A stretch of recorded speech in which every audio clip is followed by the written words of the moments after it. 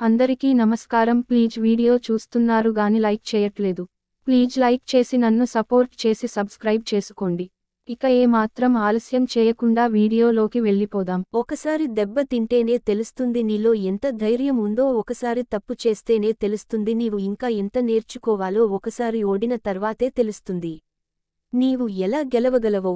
మనిషికి నాలుక ఒకటే, చెవులు మాత్రం రెండు. అంటే తక్కువగా మాట్లాడి ఎక్కువగా వినమని అర్థం. ఒక మనిషి మనసులో ఏముందో ఆ దేవుడికే తెలియదు. మామూలు మనుషులం మనకేం తెలుస్తుంది. మధ్యతరగతి వాళ్ల ఇంటి కప్పు అందంగానే కనిపిస్తుంది.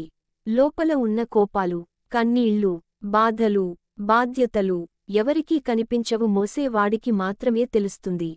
ప్రకృతిని, పడతిని ప్రశాంతంగా ఉండనివ్వండి. ప్రకృతిని ప్రశ్నించి ప్రళయాన్ని తెచ్చుకోవడం, పడతిని హింసించి పాపాన్ని మూట కట్టుకోవడం లోకానికి అంత మంచిది కాదని తెలుసుకోండి. అస్తమించిన సూర్యుడు తిరిగి ఉదయించడం ఎంత సత్యమో, పోరాడి ఓడినవాడు తిరిగి గెలవడం కూడా అంతే సత్యం. కష్టం ఎలా బ్రతకాలో నేర్పిస్తుంది. నష్టం ఎవరిని నమ్మాలో నేర్పిస్తుంది.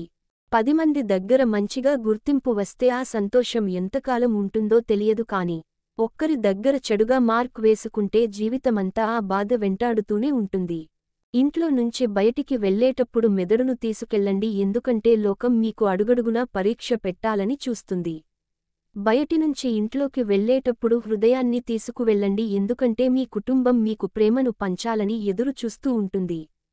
విజయం పొందినప్పుడు మెండుగా వచ్చే మెప్పులు అవసరం లేదు మనకు. ఓటమి పాలైనప్పుడు అరుదుగా ఇచ్చే చేయూత కావాలి మనకు. సమాజంలో బ్రతకాలి అంటే వేటాడే సింహంలా అయినా ఉండాలి, లేదా పరిగెత్తే గుర్రంలా అయినా ఉండాలి. లేదంటే తొక్కేస్తారు. మనల్ని విమర్శించే వారందరూ తక్కువ స్థాయి, తక్కువ సామర్థ్యం ఉండేవారనని గ్రహించండి. ఎక్కువ స్థాయి, ఎక్కువ సామర్థ్యం ఉన్నవారు మందలిస్తారు, సలహాలు ఇస్తారు అంతే. మనతో చెప్పుకోలేనంత మాత్రాన మనవాళ్లు ఆనందంగా ఉన్నట్లు కాదు. చెప్పుకోలేని బాధలు భరిస్తూ, చెప్పుకున్నా తీరని భయాలతో నలిగిపోతూ పైకి మాత్రం నవ్వుతూ ఉన్నారేమో గ్రహించండి. ఇంతకుముందు డ్రామాలు, నాటకాలు ఆడేవారు ఊర్లోకి వచ్చి వేసి వెళ్ళిపోయేవారు. కాని ఇప్పుడు జీవితంలోకి వచ్చి వెళ్తున్నారు. వారి మాట ఓ నటన, వారి నవ్వు ఓ నాటకం, వారి చేసే ప్రతిదీ ఓ డ్రామానే. ఇలాంటి వారి వల్లే మనుషులపై నమ్మకం, ప్రేమాభిమానాలు లేకుండా పోతున్నాయి. జాగ్రత్త. మాట్లాడే మాట జాగ్రత్త, దాచుకోలేని ప్రేమ జాగ్రత్త, అనవసరమైన కోపం జాగ్రత్త, మళ్లీ తిరిగి రాని ఈ క్షణం జాగ్రత్త. ప్రతి మనిషి బయటకి కనబడని ఒక బరువును మోస్తూ ఉంటాడు. ఆ బరువు పేరే జ్ఞాపకం. అన్నీ తెలిసినా ఏమీ తెలియని వాడిలా ఉండాలి. కొండంత తెలిసినా రవ్వంత తెలిసిన వాడిలా ఉండాలి. శక్తిమంతుడిగా ఉన్నా శక్తిహీనుడిగా నటించాలి. తక్కువగా మాట్లాడాలి, ఎక్కువగా నేర్చుకోవాలి. ఇతరులకు చెప్పాలనే శ్రద్ధ కంటే తాను నేర్చుకోవాలనే శ్రద్ధ ఎక్కువగా ఉండాలి. అప్పుడు నీవు శాంతిగా బ్రతుకుతావు, పరమశాంతిలో నిలుస్తావు. మనిషి ఆరోగ్యంగా ఉంటాడు. మనసు కూడా ఆరోగ్యంగా ఉండాలంటే గతాన్ని తక్కువగా ఆలోచించు, భవిష్యత్తును ఎక్కువగా ప్రేమించు. భయం లేని రోజునే స్వేచ్ఛగా విహరించగలం, జీవించగలం. జరిగేది ఎలాగైనా జరుగుతుంది, జరగనిది ఎంత ప్రయత్నించినా జరగదు. ఇది సత్యం. అందుకే భయాన్ని భయపెట్టేలా బ్రతుకుదాం. చావు కంటే భయమే పెద్ద చావు. బ్రతకడం గొప్ప కాదు, భయం లేకుండా బ్రతకడమే బ్రతుకుకు అభయం. జీవితంలో ఎంతముందుకు వెళ్లినా కొన్ని విషయాలు మాత్రం అంతు చిక్కవు. మన మంచి కోరే వారెవరో, మనల్ని ముంచే వారెవరో, మన వెన్నంటి ఉండేవారెవరో, వెన్ను విడిచి వెళ్లే వారెవరో, మన కోసం ఆరాటపడే వారెవరో, మనల్ని అవసరానికి వాడుకొని వదిలేసే వారెవరో. నువ్వు పడుతున్న బాధలు ఎవరికీ అక్కర్లేదు. నీ కనుల వెనక కన్నీళ్లు ఎవకీ పట్టవు. నీ మనసుకు అయిన గాయాలు అసలే అవసరం లేదు. కాని నీవలన ఒక తప్పు జరిగితే 100 నోర్లు మాట్లాడతాయి. అదే జీవితం. ఉన్నదాన్ని కొనడంలో కన్నా లేని దాన్ని కనుగొనడంలో ఆనందం ఉంటుంది. ఆనందాన్ని అస్సలు వదులుకోకు. స్థానం నిలబడాలి, స్థాయి కనబడాలి. ఈ రెండూ ఉండాలంటే కష్టపడాలి. జీవితంలో నీకు కావలసిన దాన్ని ఎన్నుకునే అవకాశం నీకుంది.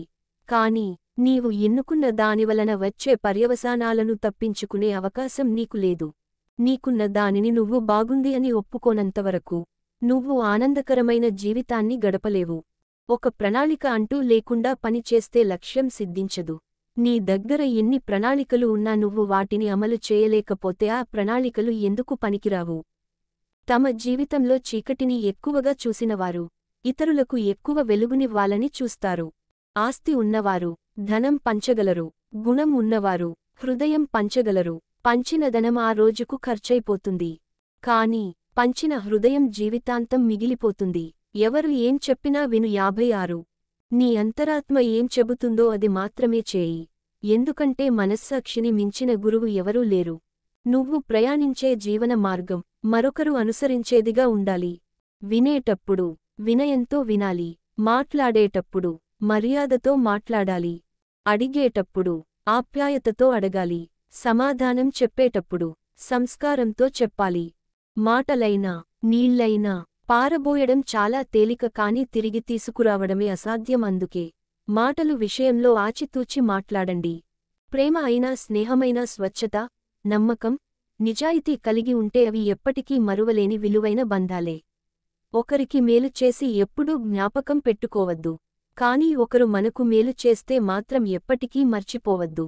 గౌరవం, స్నేహం, ప్రేమ ఇవి భిక్షగా అడుక్కుంటే వచ్చేవి కావు. మనం నచ్చి మనల్ని మెచ్చి వాటంతావే మన దగ్గరికి రావాలి, అప్పుడే మనకు విలువ. జీవితంలో గెలవడం కోసం కాదు, బ్రతకడం కోసం పని చేయి, అదే నిన్ను గెలిపిస్తుంది. ఎవరి దగ్గర మన సంతోషం రెట్టింపుతుందో, ఎవరి దగ్గర మన బాధలు సగం అవుతాయో, ఎవరు కలిసినప్పుడు మన మనసు ప్రశాంతంగా ఉంటుందో వారే మన ఆత్మీయులు.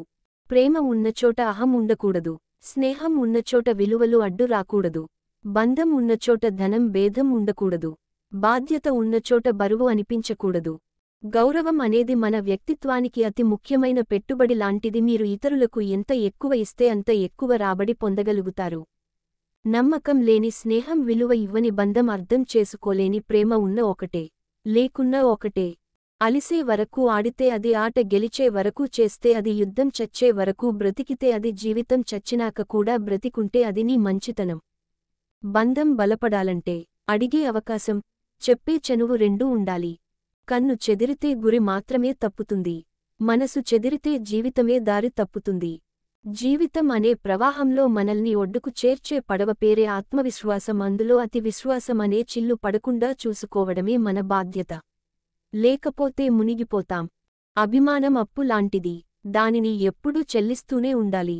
గౌరవం సంపద లాంటిది, దానిని ఎప్పుడూ సంపాదిస్తూనే ఉండాలి. కష్టపడడం మెట్లు లాంటిది, అదృష్టం లిఫ్టు లాంటిది. కొన్నిసార్లు లిఫ్టు విఫలం కావచ్చు, కానీ మెట్లు మనల్ని ఎప్పుడూ పైకి తీసుకువెళతాయి. అన్నం లేకపోవడమే పేదరికం కాదు, కుటుంబంలో ఆప్యాయత లేకపోవడమే అసలైన పేదరికం. Thank you for watching. Please Veni news story book ఛానల్ని సబ్స్క్రైబ్ చేసుకొని సపోర్ట్ చేస్తారని ఆశిస్తున్నాను. ఇలాంటి మోటివేషన్ వీడియోస్ కావాలంటే లైక్ చేసి మీ ఫ్రెండ్స్ అండ్ ఫ్యామిలీకి షేర్ చేయండి. నా ఛానల్ని సపోర్ట్ చేస్తారని అందరికీ నమస్కారాలతో తెలియజేస్తున్నాను.